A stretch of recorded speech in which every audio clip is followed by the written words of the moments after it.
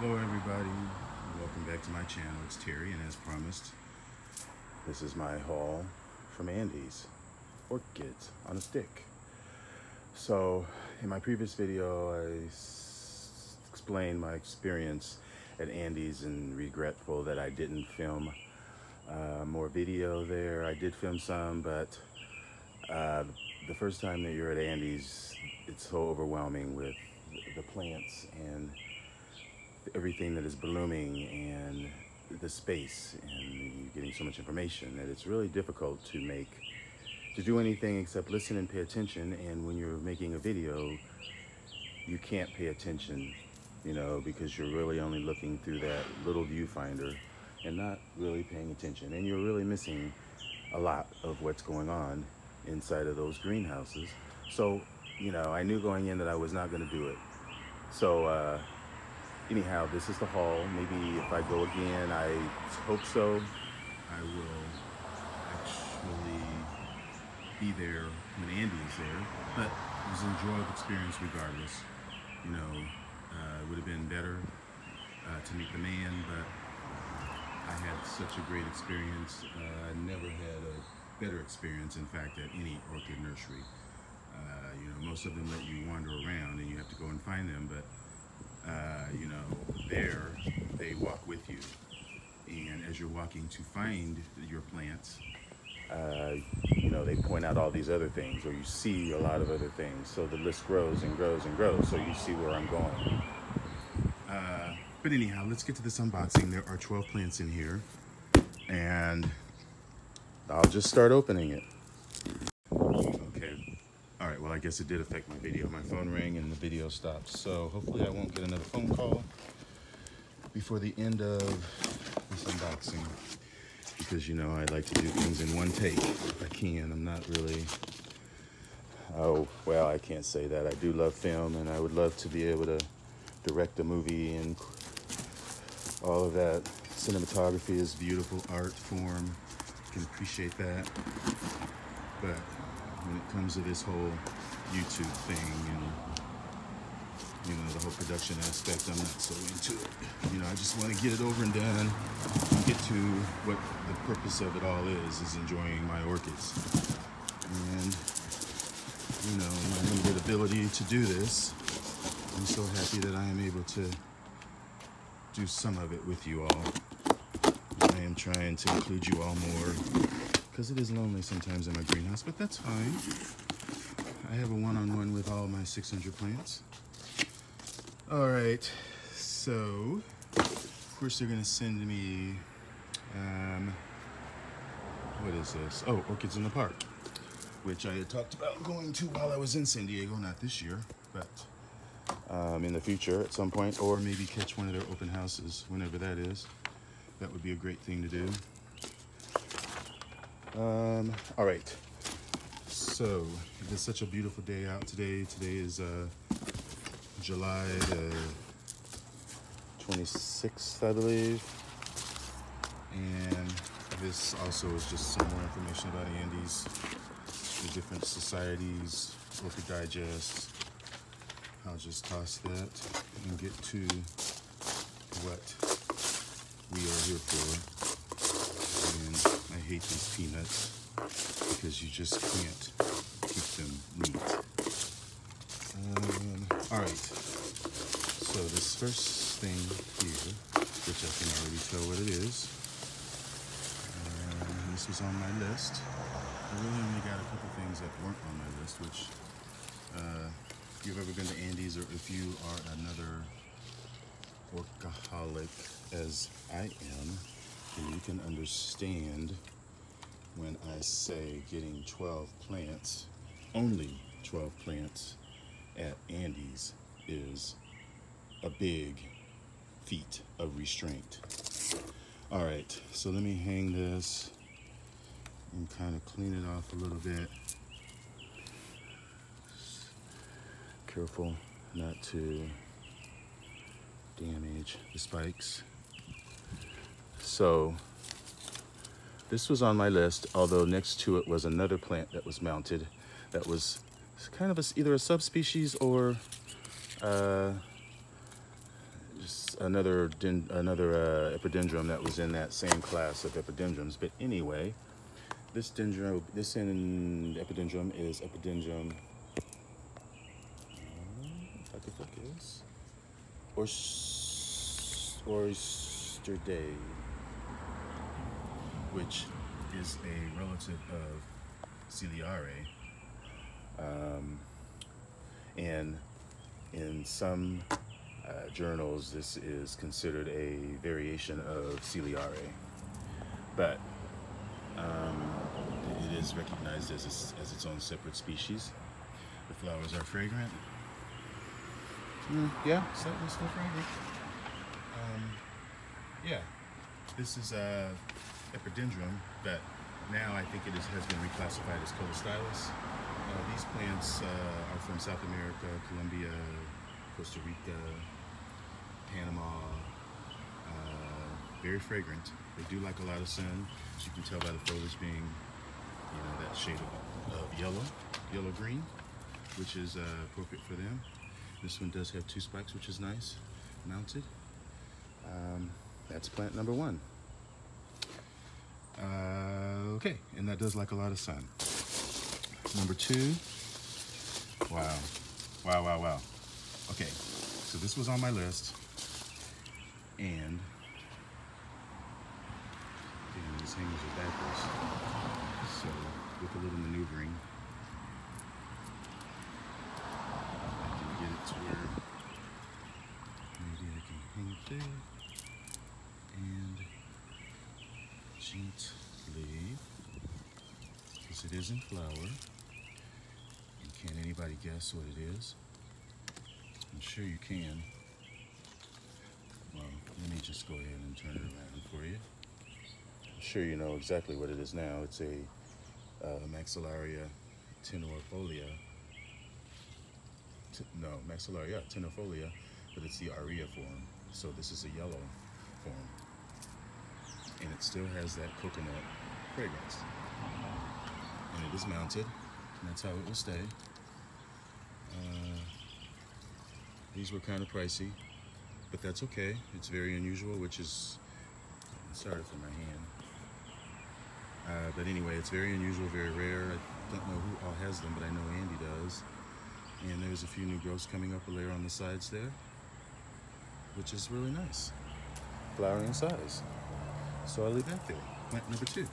By the way, Maxillaria tenuifolia, it is South America, Mexico, Colombia, Guatemala, Costa Rica native.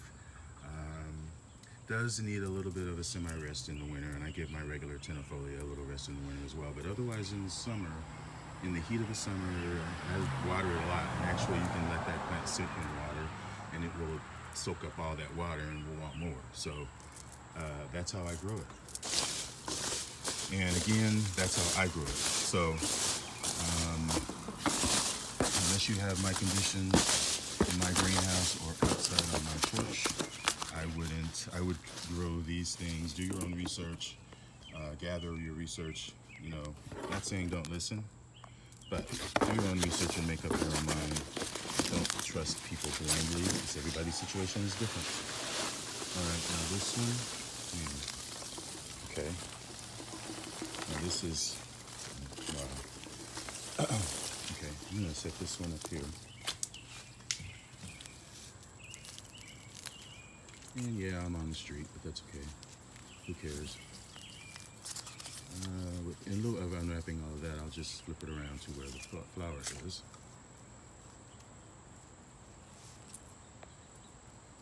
There's the flower. Again, it's another Maxillaria. The flower's kind of going out. But these are very floriferous. And you can see the size of the plant, how big it is.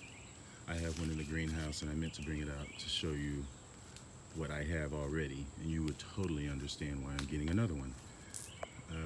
But I'll do that at another video.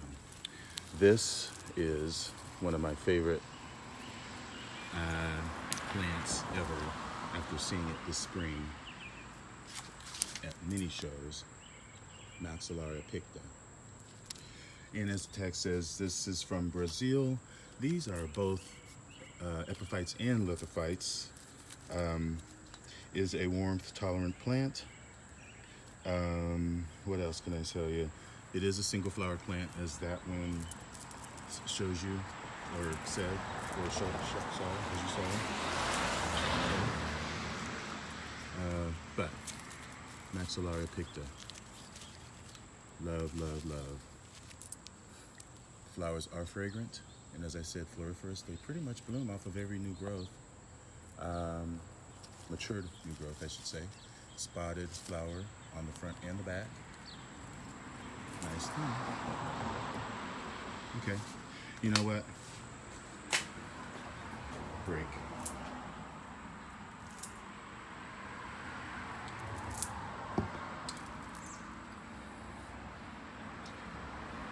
That's Chianti Rufina. Okay. Next plant here is, let me see. Tag says Encyclia spondiada. Encyclia spondiada is from Costa Rica and Jamaica, as the tag says, from the rainforest there, so it likes a lot of water in the summer. It is the same type of flower as radiata, as cochleata. It is a resucculent flower, and does like warm to cold temperatures. And this actually has been reclassified as Anaculum or Prostechia. I think it might be a Prostechia now. And it is a very pretty flower. Has you know, most of those flowers that I named, radiata, well, not cochleata, but most of those resucculent flowers, they're pretty much white, with some coloring in the inside of the flower, or maybe even the throat. But this one, it has white, but the majority of the flower is filled in with red, and the lip is yellow. So it's kind of special. And I'm not going to unwrap that right now. I will probably do it after I take all the plants out. I guess I can do that. It's only fair. All right, the next plant is another plant that was on my list. And I have a few of these, but I don't have many because I have a warm greenhouse, and these a lot of these preferred on the cooler side. And I can tell this is another one that I'm gonna have to unwrap. But this is a Pleurothallis, adeleae, and this is a warmth-tolerant Pleurothallis. And let me see if I can find, I know I'm not going to. I will just unwrap them at the end. That would just make it a lot easier without me fumbling around and the video lasting a lifetime. All right, the next plant on my list, which I suppose I can unwrap because it's a little small thing. And do you know already? I'm sure if my buddy Oliver's watching, he's got one of these, and I've been wanting one forever, and finally broke down and got one. Despite my reservations for so many years, I don't do well with small plants. I tend to overwater them, and then they just more or less drown. I give them too much when I think they need all of that, just because they're so small. And well, I had to change my way of thinking, and so now I have more confidence in growing some of these. But in lieu of ripping up the plant, I'll just show you the tag. And it is an Isabelia, virginalis.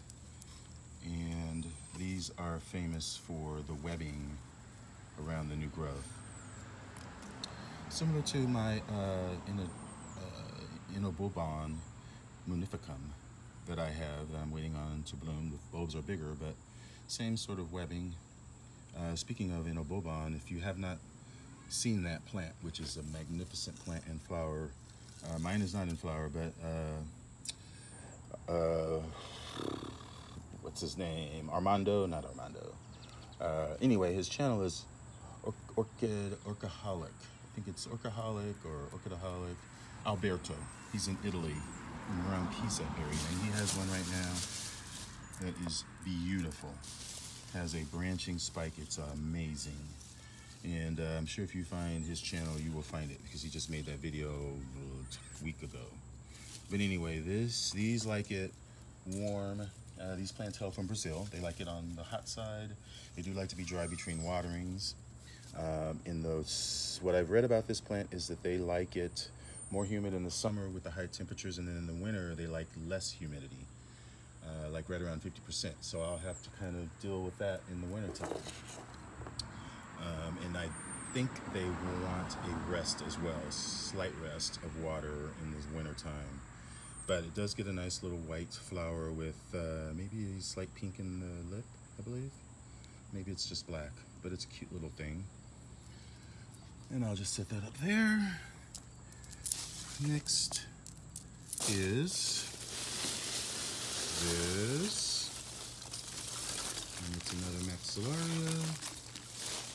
And the tag is rufescens. I went there I went there with a list full of Maxillarias, and that's what I got. I stuck close to my list, as I said. Rufescens, these are all, you know, South American, Colombia, Ecuador. Rufescens is a yellow flower, single flowered inflorescence. It is from the dense forest, so it does love regular water, shade, and high humidity. So, and this is the mini version of it. There are many forms of rufescens, and they told me that this was fragrant. Maybe it's not fragrant, but it's more floriferous. Nice plant. And I'll remove all of that so you can see it better, but that's a nice plant. And there's a little flower in there, which I will show you later. And I'll set that down and move on. Okay, this, which I have no idea. Actually, I do know what it is. This is my Promenea that I got. As you know, if you've watched my channel, I am into Promeneas.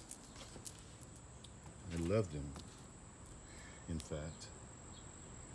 And this is a species. And they had many Promeneas there. So anyway, I bought one. That's a really nice size one. Mine are all blooming size, but they're small. And this is a species, as I said, this is stapeloides.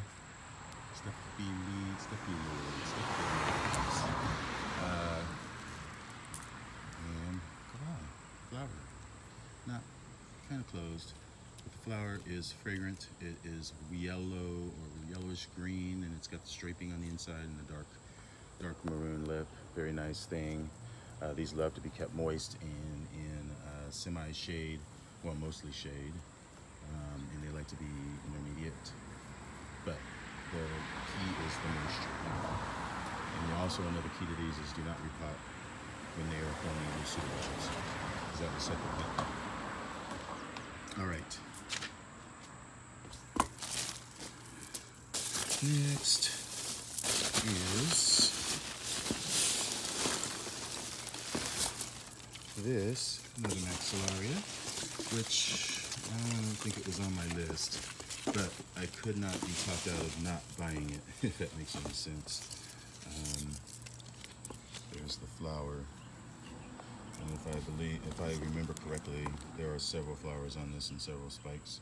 This is Maxillaria arachnitiflora, although I think it may be arachnitiflora, but it's labeled as, well, it was purchased as Arachnitiflora.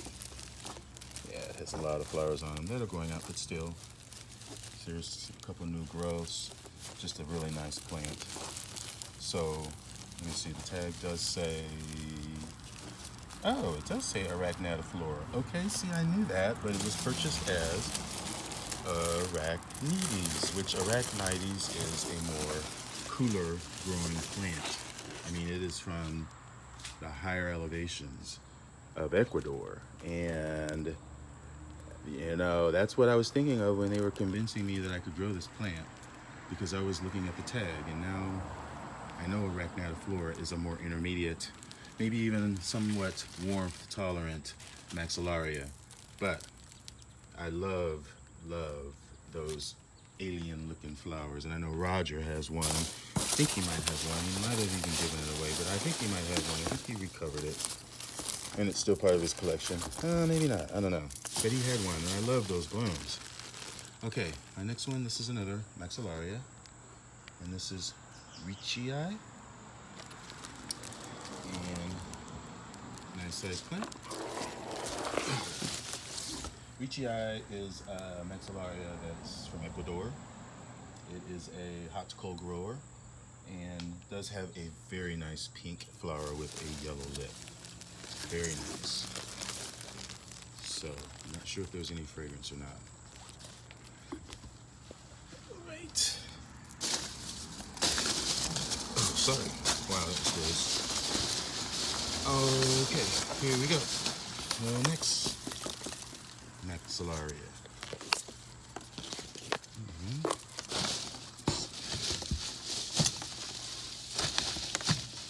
This is Orchids, and I'm sure I was just covering the whole thing up. All right, well,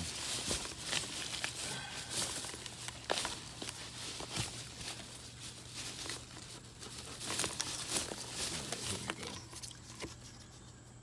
Maxillaria porphyrostele. This one was also on my list. This is a fragrant Maxillaria. Porphyria comes from, they all come from the same region. They all are basically Brazil, South America. Temperature tolerant, epiphyte, fragrant flower. What's the flower look like? I'm not sure. Blooms in the late fall and the winter. Yeah, I can't remember. Yeah, can't remember. I'll let you know when it does. Then, I hope this video isn't totally terrible. You all don't just unsubscribe to me and I'm left all by myself. Like I would ever be all by myself. Anyway, all right. This is something that I saw while I was there, and when I smelled it, I had no problem in putting it on my purchases. This is, of course, this is like this is an Encyclia. It's actually, the tag is Encyclia baculus. There's the tag. Baculus. So this is also another Encyclia that's been reclassified as Prastekia, I believe, and very fragrant, bigger flower than radiata, totally different growth habit, more, well, I guess the pseudobulbs are similar, but radiata is more fat and stubby. This is tall and thin, but bigger flowers, nice fragrance, nice plant. There's the plant. And what else is in here? That is, yeah, take us to this row while I was eating. All right, where is this tag? Okay, that's the tag. All right, so I'm going to wrap these plants and then I'll be right back. Okay, everybody, I'm back and I got them all unwrapped. So I'm just going to go down my little list and then go by the plant one by one again. Okay, so the first one is the porphyrostele, and this is this one over here, potted up in little fine bark. The pseudobulb's a little shriveled up, but it's got 1, 2, 3 new growths back there. Nice. Next one, Encyclia baculus, which is this. Resupping it. Looks just like a radiata. More of a wingspan on the flower, bigger flower overall, different kind of canes, very fragrant. Okay, next one, Encyclia spondiada, which is down here. There's the plant. It's in sphagnum moss. It's in a little basket that's hanging, which is what I will do. Likes bright light, well, likes bright shade actually. And after unpacking it, I noticed that there is a sheath on the latest growth. Again, this is a very nice flower. It is a resuppinant flower, similar to the radiata which is similar to this, upside down, but this flower inside this area is red and the lip is yellow, I believe. All right, the next one, oerstedii. This is oerstedii right here, with 2 spikes mounted on this log. Hails from Costa Rica, form of ciliare, but the more that you look at the flower, you can tell that they are 2 different things. Ciliare is more of a white flower, and I want to say, well, yeah, the development of the spike is pretty similar, but it is more primarily a white flower, and I think the flower is significantly bigger than this flower. Here's my finger to give a general idea, but very highly fragrant. Nice thing. And then my Isabelia, which, where is it at? Oh, it's hanging right here.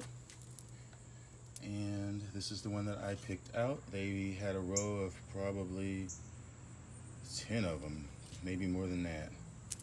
But this is the one that I picked out, and I think this is one of the better ones because you can, as you can see, it is totally going all around the mount, and it is mounted really securely to it. So I still have to do some research on this. I might have to PM Oliver somehow and try to get some information, although our conditions are different. I just don't want to kill this thing because it is such a special thing. All right, next is the Maxillaria arachnitiflora, which is here.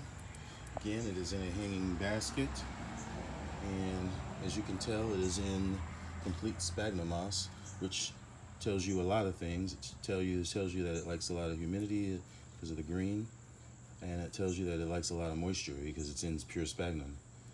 There are a few new growths coming up. The spikes are numerous, but they are more or less spent. But again, yeah, the flower is kind of closing up because it is very arachnid-like.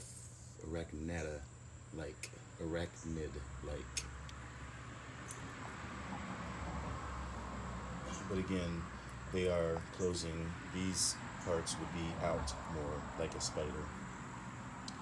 Not sure if there's a fragrance or not. All right, next thing is Maxillaria picta, which is right up here. This is the spent flower. You can see even in its shape that it's in how beautiful it is. Still fragrant, and it is a very nice, big, healthy plant. Many new growths, and it is in need of a repot, which I know that they told me they mentioned that to me several times. It needed to be put up, moved up to another pot, which I will do. Alrighty, richii, which richii is right here. Again, it is in a hanging net pot, planted in pure spag, and you can see the roots winding its way all around. Although it is in sphagnum, I will redo this probably later on this year, but as long as these growths are coming out, there are 1, 2, 3 new growths on this plant. I will leave it as it is, probably for the rest of the year, maybe even until early next year. Once those growths mature and the new growth starts coming, I will make a decision. But as of now, I would just leave it. This is richii. Not sure. Oh, I believe richii is the Maxillaria that has the beautiful purple flower. It's like a lilac flower, maybe a darker lilac, but it's a lilac flower looking color of the flower. Typical Maxillaria flower does look like this, but the color is lilac, and it has a yellow lip, I believe. Not sure about the fragrance, but that's the plant. Next on the list is my rufescens, the mini one.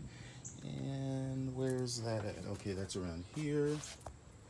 And there's one little flower in here, which is kind of spent, but a flower nonetheless. And there it is. And the plant, again, is in need of a repot desperately. Here's the pot. It's in sphagnum, does like a lot of moisture, likes shade, bright sun, and it is going over the edge of the pot. It is actually growing out of the pot, and the roots are still somehow attached. But that's the new growth. That's a new growth, and there's one on the other side. Lots of them all over the plant. Next on the list, tenuifolia aurea, Bert. And here that is right here. It is mounted. I will leave it mounted. Again, as I stated earlier, there's new growths on both sides of the pseudobulbs, and there's new growth down there. And this is the yellow form, aurea. And there's, oh, I just broke the flower off. But things you do for the video. There is the flower. Well, it's a spent flower, but it's a Maxillaria tenuifolia flower. It's coconut. And it's from Andys on a stick. All right, and the next one is my Pleurothallis, adeleae, and that is right here. And I might try to post a picture of this. These flowers, these plants bloom from the leaves, and there is a sheath on the leaf right there. That is where it blooms from, and it gets a solitary, really dark red wine color flower, very deep. And I think it has another color on the lip, but it is a warmth tolerant plant. Likes it in the shade, likes to be kept moist, as most Promenea do. Looks like it's planted in moss, which I will repot as appropriate. And then last but not least is my Promenea, which is a species, as I said. And I have a small little collection of those that I will continue to add to. This is very fragrant flower. This is stapeloides. And as you can see, it's got the lime green small flower in profusion around the plant. Mine, the ones that I have now that I've grown, that I've had for a year, they don't flower. They aren't flowering that well. I hope to someday have them as healthy as this one is. But I'm sure that will come with, you know, time and just getting to know the plant and what they really want. They do love to be constantly moist. This is probably planted in sphagnum, although it looks like there's a lot of other little volunteer plants in there as well. But likes to be kept moist all year round, and it likes mostly shade. Sun will burn the leaves really easily if it gets in contact with direct sun. It does like to be kept in a very airy situation, so I have mine surrounded in fans since I have them in the greenhouse. And that's about it on that. And that's about it on my haul. So, hopefully you enjoyed that video, and hopefully it wasn't so long. I'm sure it's over 30. But thank you for joining me. And my glass is empty right now.